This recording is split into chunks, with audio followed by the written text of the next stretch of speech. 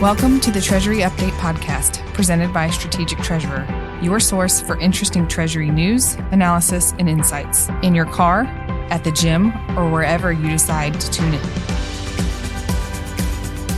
Welcome to the Treasury Update podcast. This is Craig Jeffrey, your host today. I'm here with Ron Chakravarti. Our topic today is architecting a leading Treasury group. Ron, welcome to the Treasury Update podcast. Good morning, Craig. Thanks very much for inviting me. I wanted to start off on research. At your bank, you perform a Treasury diagnostic, or you work on a Treasury diagnostic with your clients. What is a Treasury diagnostic? It's a survey. It's a global benchmarking survey that Citi clients can take. Try and answer the question that companies often ask, treasurers often ask. How do I know what I'm doing in my organization, my Treasury organization? How does that compare with what other companies are doing? My peers, leading companies, how do I know what I'm doing, where the state of my Treasury is good, bad, indifferent, and what are the things I should be working on? The way the survey works is that it asks a series of questions across what we call the 6 pillars of Treasury. It's just the way we set the framework. And then takes the data and then gives a detailed response back to the participating company, showing their responses versus industry peers, global peers, etc. It keeps the data confidential because as a participant, I see my responses in detail, and then I see aggregated responses cut various ways. The point of it is really to then have a discussion. Where I'm good, could I be better? Where I'm not so good, is it important? And then if you take it all in, is there a case for change? What are the priorities for that change? So it really is a survey that leads to a lot of extended discussions and then sort of transformation initiatives. And that's the best way I can think of describing it. I like that, and some of the background, and then the categories that you have. This idea that people are saying, am I doing well? What are others doing? These are questions they ask bankers, they ask consultants, and it can be limited to whoever's answering is like, I've talked to 12 companies, or now I'm comparing against larger data sets. And as a research firm, we know that too. It's like we can have biases of who we see, but when you start to get a larger data set and you make those comparisons, now it's looking at the entire group. But how long is this diagnostic run? I know it's been multiple years, maybe multiple decades. Maybe you could talk through some of the mechanics of how people, use this. Absolutely. It's been going for 11 years now. Last year was actually the 10th anniversary. You mentioned something that actually is what led to the creation. I'd been in Treasury consulting before. One of my first team members, when I set up what we now call the client advisory function at Citi, had a long senior career in corporate treasury. And it was exactly that. You could meet a peer, he could meet a peer, and would get an answer based on that person's experience. He could get consultants in, as I was, and the consultant would then go out and talk to a dozen clients and then come back.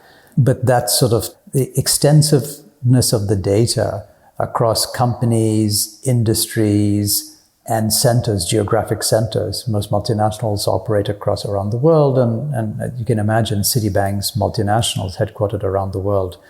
And so that's what led to the creation. And the way we did it was, first, it needed to be secure, so data would be kept confidential. Second, for ease of access, it should be something accessible on the web.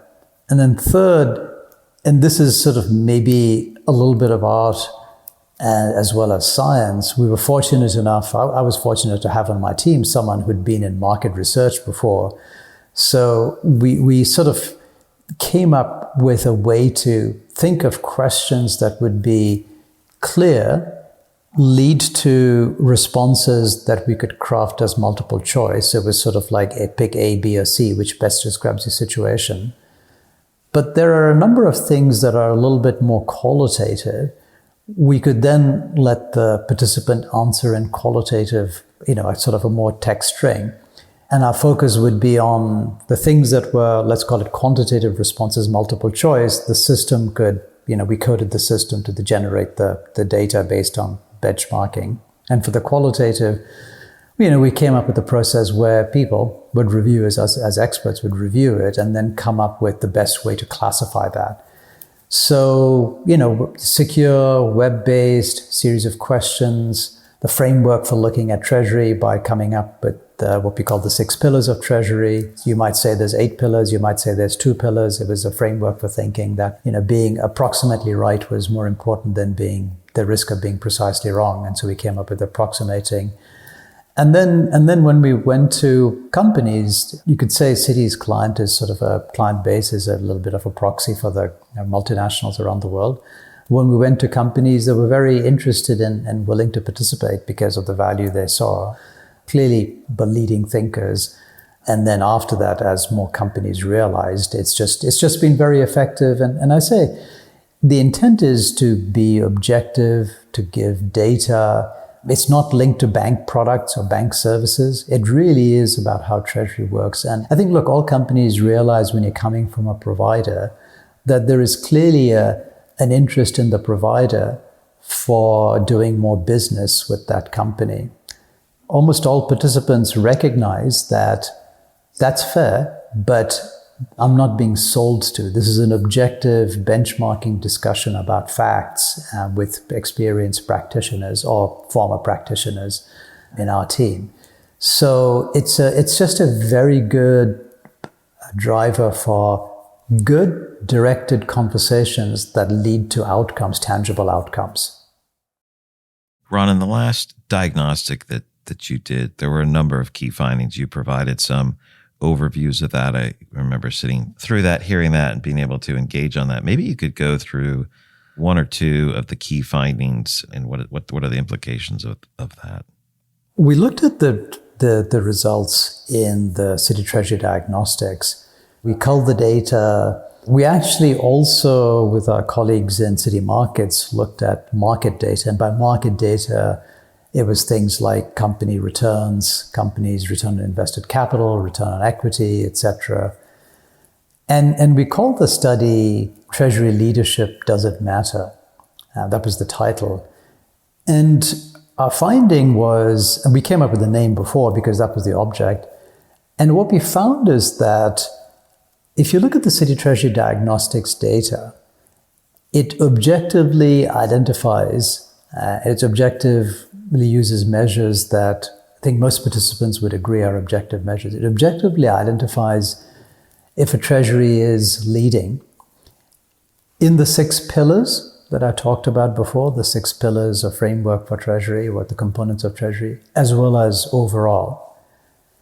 What we found is that companies that are leaders in treasury are also the companies that have leading returns measured by measures such as return on invested capital or return on equity. I won't go over the numbers, we have the study, it's available, but leading treasuries and leading companies in terms of shareholder returns or returns that shareholders care about are strongly associated. Now, which way does the causality run? We're not making a statement that leading treasuries drives company leadership in shareholder returns. But we are saying that it's a very distinct pattern. And when we further looked at the data, we saw how leading treasuries are creating the sort of value that would generate such shareholder returns. Because leading treasuries, what are the hallmarks of a leading treasury? They efficiently fund working capital. They deploy liquidity globally to have a very efficient balance sheet. They have good processes for identifying and mitigating risks. Second, they have got there by emphasizing the fundamental building blocks. In other words, they've emphasized, they've built up the building blocks of treasury, good cash forecast, a good bank account structure, a good organization, whether it's everything centralized or regionally distributed based on the company's business model and complexity. So the fundamental building blocks are in place. They have been focused on moving from people dependency to well-defined processes. And what I mean by that is that not taking away the need for good operating treasury based on people just coming in and knowing what to do, because then you've got people dependency. If I get run over by a bus and I don't turn up for work, and when I'm on vacation, things go haywire. Well-defined processes, of course, become repeatable. They become replaceable. You can move people along. You can promote people and have comfort that the processes will survive. Another hallmark was that having defined processes well, leading treasuries applied technology to digitize and to automate those repeatable processes, because of course that's what technology requires, that you be process driven and there are things that can repeat. So we found those hallmarks. So we kind of started with, hey, the data is very clear. Leading treasuries are at companies which deliver leading returns, objectively measured. And leading treasuries have some very clear attributes. This will be of interest to the corporate community. And so we took it all together and published it in that study. And then we've had a lot of great client discussions around that. Maybe you could introduce yourself to the audience. Obviously, you work for Citi. Maybe just go a little bit about your bio background, and then if there's anything else on your role at Citi that would be helpful for people to know. Thank you. I'm Ron Chakravarti. I'm based in New York, and I manage client advisory at Citi. And we are a team of practitioners, treasury practitioners, or former treasury practitioners, who are based at Citi around the world. It's a small team, but we're based around the world, covering all the regions of the world, because that's where our client base is, that's where multinationals are. And really, our job is, in many ways, very simple. It's to answer clients when they ask the questions, how do I benchmark? What is best practice? And how do I make decisions on prioritization and asks for funding for people, technology, etc.? How do I prioritize to get to the optimal results as quickly as possible? And that's what we set out to answer. We're not there to do the transformation work that happens. That's appropriately with consultants who do the job, all the heavy lifting, and there is a lot of heavy lifting if the company isn't going to do it internally. But we're really there to offer the data, the framework for thinking. We always say to our clients, look, you'll always, of course, know your company best.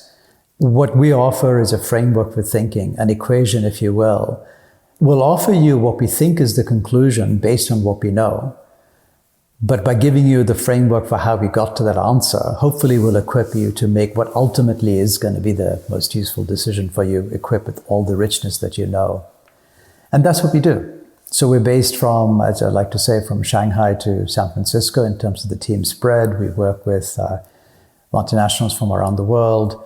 And of course, the last few years have been a very exciting time for us, as for the rest of the world. Exciting may not always capture the best spin. It's been time of growth, but also turbulence. And of course, it's not that many years since the pandemic happened. It's been a busy time, and as the world isn't becoming any less complex, we very much appreciate clients trusting us to give them this objective advice. And we always learn. Every day we learn something new from our clients. We might be talking to someone in Dubai and then turn it into something that's relevant for a discussion in Mexico City. And I got up this morning with a call with my colleagues in Tokyo, Japan. It was obviously already nighttime there, but we're preparing for a client discussion next week. So it kind of goes around like that. Exciting and continues to be. Thank you for that. So you said from Shanghai to San Francisco, from New York to New Delhi? Is there another office somewhere that Singapore would fit with the end? Singapore would be the southernmost end. Awesome. So from Shanghai to San Francisco and New York to Singapore. Excellent. So, you really started this other area. I wanted to ask you about how do you create an environment where we can have leading treasury? And you had described it as both there's data that can feed and fuel the discussion, and there's a framework for thinking. Ron, how do we create an environment where we can have a leading treasury, as you respond to your clients' questions? I like to say that if you step back, it's maybe three things. There is a lot more detail, but I think of it as vision and strategy, funding, and technology and talent. And what I mean by that is that the attribute we find at leading treasuries, the first common attribute we find is that there was a clear vision and a clear strategy as how to get there in terms of what treasury should be, what its mandate would be, how it would create value for the company. Table stakes is to fund the company, to safeguard its liquidity, and to identify and mitigate financial risks, but that's table stakes. But the real vision going beyond that is to be a partner to the business to support the company's growth and what it would mean to get there. So vision and strategy. That clarity of vision and strategy and depth of thinking, and a degree of, I would say, risk aversion, because one has to stick one's neck out if you're kind of going boldly into that, particularly if it's a big change from where treasury has been at the company before. That would then make the case for funding, because in the end, you're a function that's internal. The business, everything from reporting requirements through to business growth is always, it's always a challenge to get the funding. But by having the clarity of vision and strategy and how value would be created would lead to the funding. By that, I mean both people and, of course, technology. And then would come putting in place the right technology, thinking from first principles, what treasury would use, how it would integrate with the rest of the firm, how it would integrate with the financial system, in other words, banks, and talent. What are the types of people? What would they do? What are the skill sets you need? Where do they need to be given the company's business? So I think it sort of comes back to that vision and strategy, funding, and talent and technology. That is the real differentiator in companies that become treasury leaders. And that then leads to the specifics in treasury, right? In having, whether you have so you'd look at your business model, how centralized that business model is in terms of the cash flows, the currencies, the legal entities, how the company is creating value, which then leads to a decision on how treasury should be organized, right? Can you have everyone in one location? Do you need to be regionally distributed? You can only do that if you look at the business model of the company and kind of identify where the decisions are made and where the business is working, right? So technology, you can only decide on the right technology for treasury if you think about that. It's not just about whether you have a TMS and which TMS you have, but depending on your vision for treasury and how much it is a driver of value to the business, the more it's going to be a partner to the business, raising capital and identifying and mitigating risks after the business has generated them is sort of table stakes. But the more you're going to be a partner to the business, the more you need to be integrated into the company's technology stack, right? It's not a case of treasury doing its thing on the TMS and doing the uploads for the general ledger at the end of the day. It is a need to be able to be integrated, to see the data, to be able to identify upstream rather than downstream. And that thinking then leads to, do I need to have people who are very sophisticated corporate finance types? Do I need to have people who are tech savvy? Do I need to have people who have had business background, meaning working in the operating business, so they really understand the order to cash cycle of the procure to pay because they've been circulating as finance people in the business? Do I need to have people who are very good at scale? How do you turn processes into centers of scale and get it done quickly? Do I need people who are centers of expertise people who think about how you create a center of expertise so you can do very sophisticated things and do it in a very risk-controlled way? Or do you need all of those things and deploy them in the right way to fit the company's business model, to fit the company's enterprise technology, and to do the work that we need to do and be partners to the business?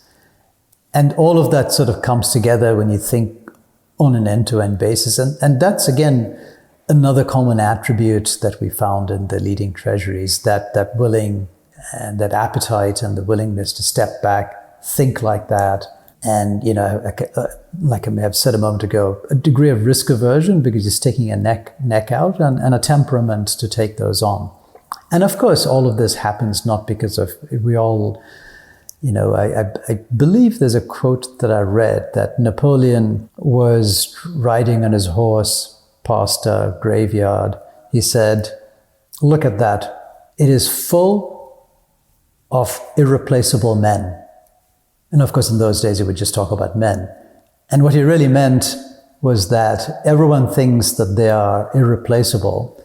And it's not us as individuals, it's what we contribute to. It's we're in a stream. And really what I'm trying to say is that it's not dependent on any one person. It's dependent on how each of us builds that thinking with our colleagues, with our teams, and contributes to that stream. And over the period of time, over years, these sorts of things take years, it builds to something that we can all participate and leads to that value, that leadership and value creation and all of those things. I like that. I was hoping you were going to quote Napoleon in his original language, but that's a great quote. That idea of, are you indispensable because you've harmed your organization by making yourself a single point of failure? And how do you make sure the organization will thrive and do well because people are being developed? It's like the banks are really good at doing call reports and making sure that there's an institutional knowledge over time of their clients, right? What do they need? What are they doing? Corporations often aren't thinking that way. They're, hey, I had the conversation. I'm in the moment. I have my personal notes, or I remember the calls. But if I go somewhere else now, what does my organization know? I think it's the same type of thought there that you're getting at. It's like, how do we make sure that we're doing what's right for the organization? That's what I was hearing from you. Hopefully that's what you were saying, and maybe more. But that seems pretty powerful. And thank you, Craig. No, I agree. No, you've hit the nail on the head. How do we do what's right for our organization? And how do we do that? By developing ourselves, of course, but our colleagues, our teams and our colleagues, in sharing the knowledge, thinking about it being less that I'm the expert in this topic, but more, here's how I'm getting to that answer. Here's how I think about it and my framework for thinking, instilling that thinking. All right, so sharing that way of thinking beyond just, well, here's the answer, because that doesn't really equip someone else to then come to the answer themselves the next time they have that. And always thinking about, how do I, the phrase, pay it forward, because I think that is a very key part of this, paying it forward, because in the grand scheme of things, that it's the right thing to do. And so the grand scheme of things, you'll get it back in some fashion. So I think that sort of way of thinking is very important. And of course, we all recognize this, meaning intellectually we know this, but it's doing that, right? And so sometimes it does come to, okay, we can have an expert do this particular activity, but what are we going to do after that? Let's think from the outset about how we bring the expert in, get it done because we've perhaps got a problem, and then put the thought in their mind from the start. Look, you need to think about not just getting it done, but also what is it that causes issue or problem that we're asking you to fix? And what is the reality that it is a type of thing that could happen again? And therefore, from the outset, think about what are you doing that can be systematized and can be taught? And sort of have people go in, always thinking about that. What can I systematize? What can I engineer? What can I architect? Like architecting, it's a bit of art and a bit of science. You need to have both to be a good architect. And I think that's teaching everyone perhaps to be architects, not pure artisans or artists, because this is finance and there's a science. Not pure scientists, because in the human world, in the social world, it isn't. We don't have hard laws of nature. I have an economics background and training, and as a social scientist, it's the first thing you learn that it's not a hard and fast. The laws of physics don't apply to the social sciences, but there is a methodology, there is data, and putting the two together, the artistry and the data and what's known, and putting it together to architect. So I love your phrase, architecting. As we shift towards the end of the discussion, you talked about how we think about things and covered some of the areas that I think are appropriate for mindset. I wanted to ask another question, and feel free to jump off on that, and if you want to take it another way. Architecting a leading treasury group, there's an aspect of how do I build it, but it can't be a static building. Things change. Things need to change to continue to be leading. What are some of your thoughts on that, and what you may have learned over the 10 or 11 years? We see how data changes, organizations change over time. Any comments on that? Very good question. I'll use your architecting analogy. If you think about a building, you put that building up today based on what we know about the terrain, what building codes are, and the intended purpose. In the course of time, things will change. The purpose of the building will change. The terrain might change. The building will get weathered. New uses will be found, and new data will be discovered in how to make perhaps the building more efficient in terms of energy efficiency and so on. You need to be thinking like that. You are putting in place a thing, an institution, a process, a team, a treasury that is based on the best available data and expertise and knowledge you have today. And things will continue to change. The company will grow, this environment will change, new competitors will come into being, our customers are going to change. And we have to be able to weather that and flourish with that. Leadership in treasury is about all of that.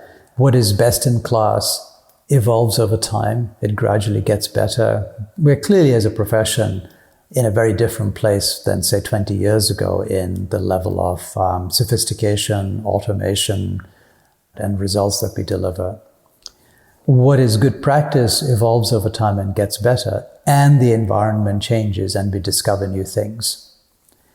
And just picking up on your point, Craig, it is, as an industry or as a profession, of course, over the last 5 years, 10 years, 20 years, we have deployed technology much more effectively.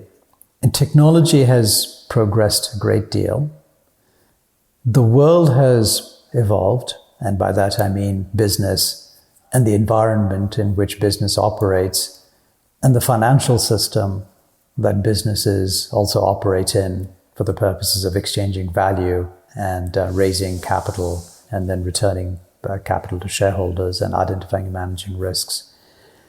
And I think that if the earlier phase of technology was a little bit what I was talking about before, having well-defined processes that are then automated using technology, what's clear is that the data embedded in those processes, embedded in what's happening within the company and what's happening in the financial system and the environment is more and more important, because first, things are happening faster. Second, we're realizing that in the data lies insights, and we can use that to become much better at what we do. And if we do, much better at what we do in terms of being able to respond, react much better. And therefore, we've created the capacity for us to think about the strategy and the next thing and the next step, because we are freeing us, to some extent, freeing ourselves up from the day to day. Hopefully you'd agree that aspect of data. So if some years ago it was about having a strategy for technology, it's really about having a strategy for data that's as important for treasurers as it is, and no doubt CIOs know this very well, chief information officers know very well, that the strategy for data and how that gets pulled together across the firm and how that's used to create value, how that's used to run the business, how that's used to identify what's going on. CIOs think like that, and I think that's true for what treasurers need to be thinking about if they're not already. What is the data strategy that I have? It's not about replacing or upgrading the TMS. It's what is the data I need?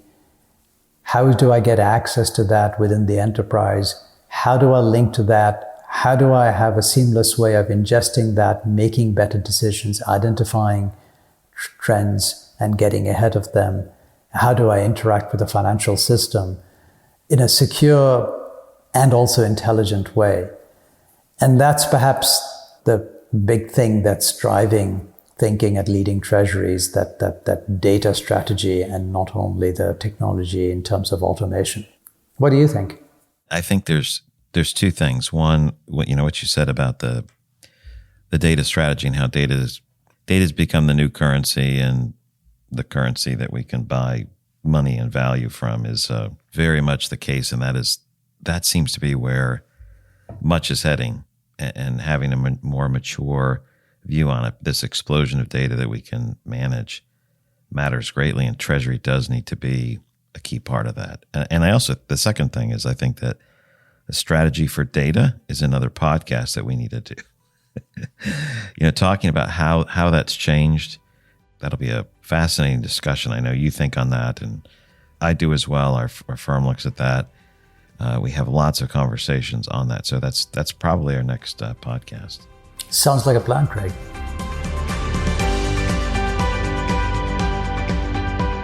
You've reached the end of another episode of the Treasury Update podcast. Be sure to follow Strategic Treasurer on LinkedIn. Just search for Strategic Treasurer.